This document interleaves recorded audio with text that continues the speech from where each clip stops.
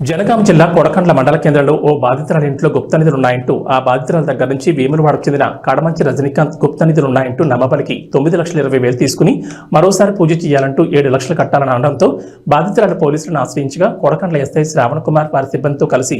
నిందితులు నరసింహ సురేష్లను పట్టుకుని డబ్బులను రికవరీ చేసి డీసీపీ ఆధ్వర్యంలో మీడియా ముందు ప్రవేశపెట్టి రిమాండ్కి తరలించారు. ఈ సందర్భంగా జనగామ డీసీపీ రాజేంద్ర మహేన్ నాయక్ మాట్లాడుతూ గుప్త నిధులున్నాయంటూ గ్రామాల్లో ముఠాలు సంచరిస్తున్నారని, వారి మాటలు నమ్మొద్దని, ఇలాంటి వారు ఎవరైనా తారసపడితే పోలీసులు సమాచారం ఇవ్వాలని తెలిపారు. కేసు ఛేదించడానికి సిపి ఆదేశాల మేరకు డీసీపీ జనగామ రాజమహేంద్ర నాయక్ ఆధ్వర్యంలో ఏసీపీ వర్ధన్నపేట అంబటి నరసయ్య, సిఐ పాలకుర్తి గట్ల మహేందర్ రెడ్డి పర్యవేక్షణలో కొడకండ్ల ఎస్ఐ బండి శ్రావణ్ కుమార్, అతని సిబ్బంది, హెడ్ కానిస్టేబుల్ శ్రీనివాస్ సిబ్బందితో ఈ కేసును ఛేదించడానికి కష్టపడ్డ వారికి డీసీపీ జనగామ క్యాష్ రివార్డ్ అందజేసి వారిని అభినందించారు.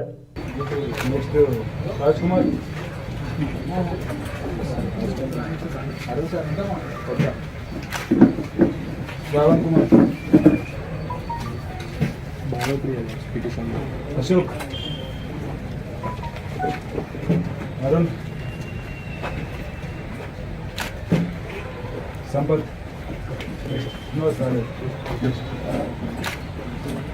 श्रीनिवास